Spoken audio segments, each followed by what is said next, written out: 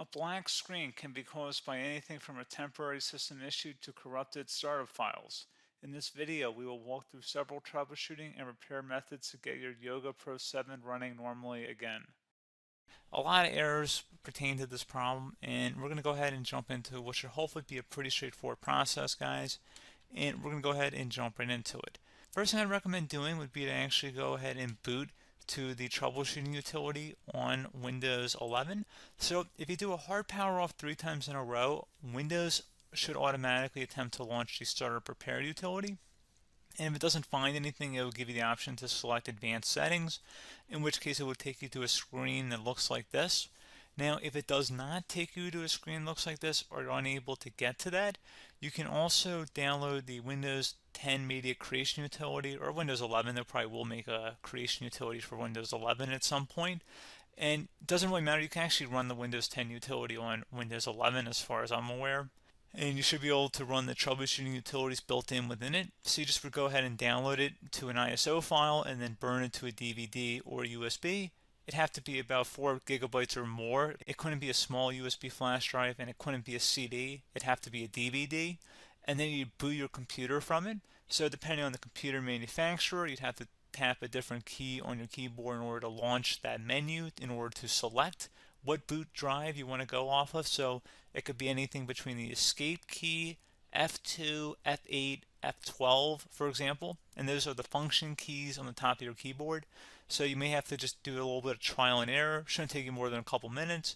Googling it would probably be best before you even begin. But anyway, we're ready to go ahead and jump right into it. So we're on the choose an option page. So these will look very similar whether you're booting from it directly within Windows itself, or if you're plugged in a USB flash drive with the media creation utility installed and you selected the recovery option. So when you are setting up your Windows 11 installation or Windows 10, depending on the drive you're using, there should be an option to repair your computer in the bottom left corner of the dialog window, one of the first screens that comes up. You go ahead and select that, and then it would take you to a troubleshooting screen like you see here. And you want to go ahead and select troubleshoot, reset your PC, or see advanced options. And then there are going to be a whole bunch of options in here that we're going to explore in today's video. The first one, we're going to actually go underneath advanced options and then select startup repair, fix problems that keep Windows from loading. So go ahead and select that first.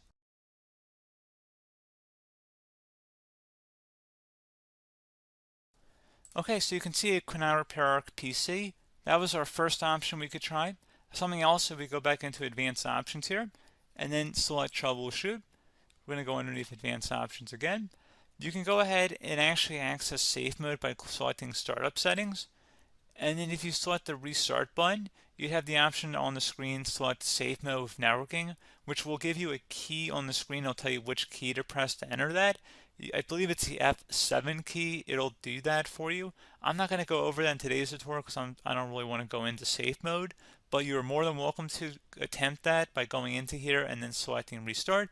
Again, it'll launch another screen. It'll say what key do you want to press, and it'll give you like 7 or 8 different options, and you want to select safe mode with networking.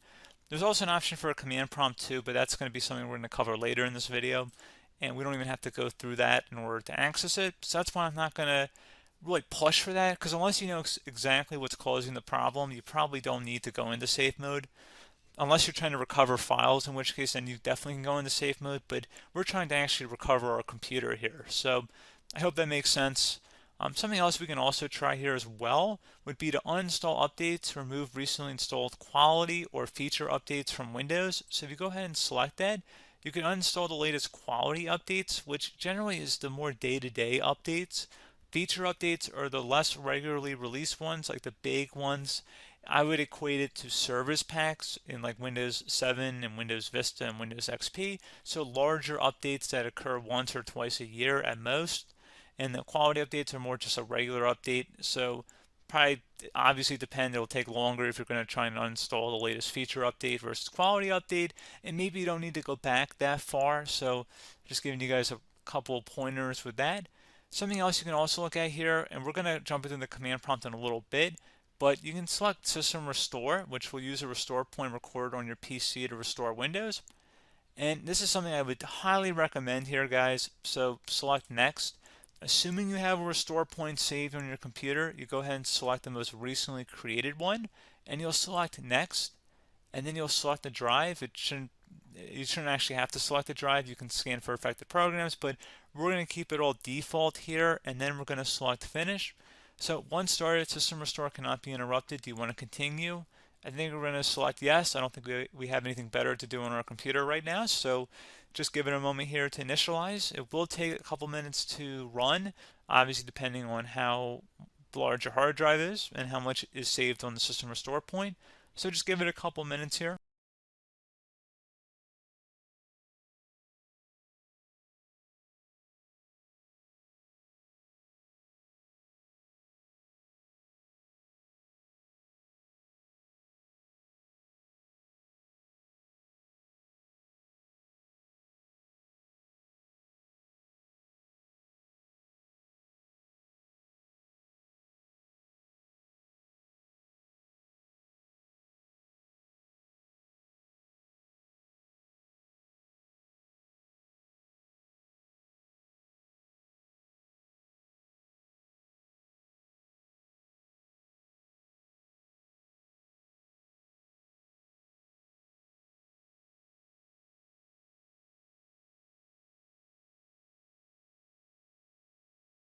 Okay, so you can see the system has been restored successfully. We're going to go over a couple different methods in addition to that if that did not work. So I'm just going to pause the video and we're going to start back on the recovery screen that we started with. Okay, so a couple other things we can try here too. If you go back into troubleshoot, you can select reset your PC while you choose to keep or remove your personal files and then reinstalls Windows. You can select to keep my files, which will remove apps and settings but keeps your personal files. You can also select remove everything, which will remove all of your personal files, apps, and settings.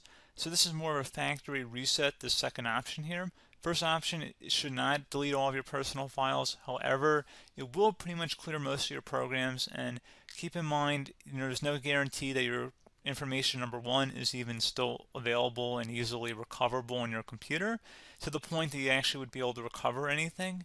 And the second point is that there's always a chance that it won't actually recover and it will just do a factory reset anyway.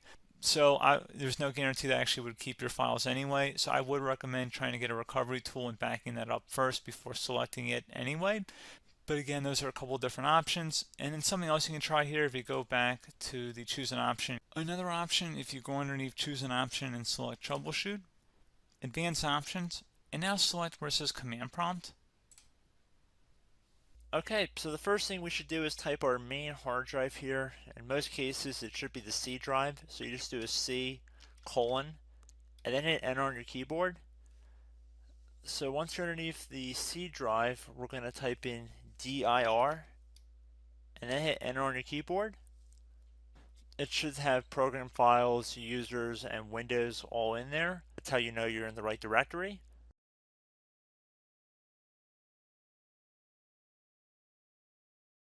In some cases, it might be the D drive as well, so just keep that in mind.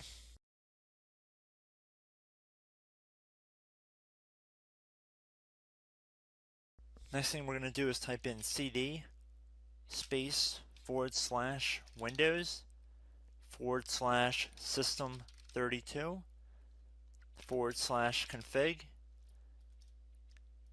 and then you're going to hit enter on your keyboard.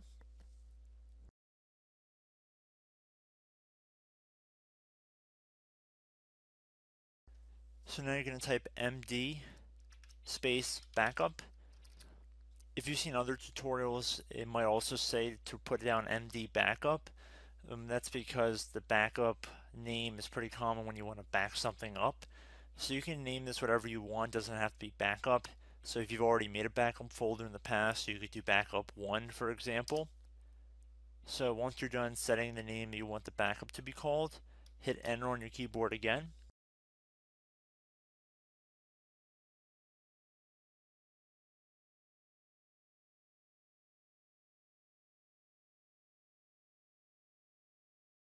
At this point, you want to type copy, C-O-P-Y, space. Then you want to do the star symbol above the 8 key. Then do a period or a dot, whatever you want to call it. Then another star sign, and then another space, and then type backup. and then hit enter on your keyboard.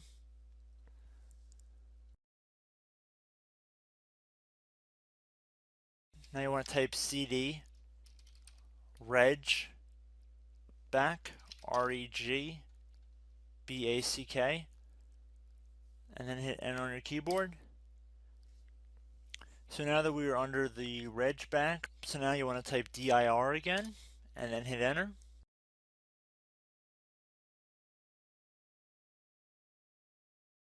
So now at this point we're going to type copy again. So copy space $,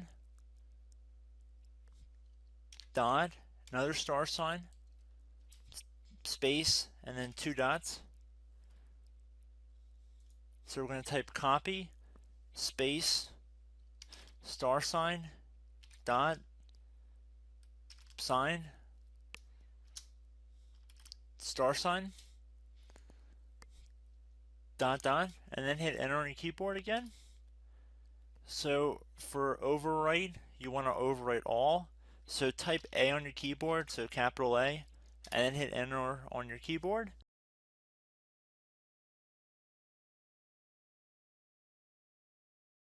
So at this point you should be good to go. You can close out of the command prompt window, and if you accidentally continue to Windows 10 you should be all set. So I hope one of these 3 or 4 different methods we went through in this tutorial helped you guys out. Again, I'm not sure if you guys heard me earlier, but try to go back into your safe mode if possible and uninstall any programs you know might be conflicting with the Windows startup if you can get into safe mode. So just keep that in mind. Something very simple like that could be blocking up everything. So again, I hope this tutorial helped you guys out, and I will catch you in the next tutorial. Goodbye.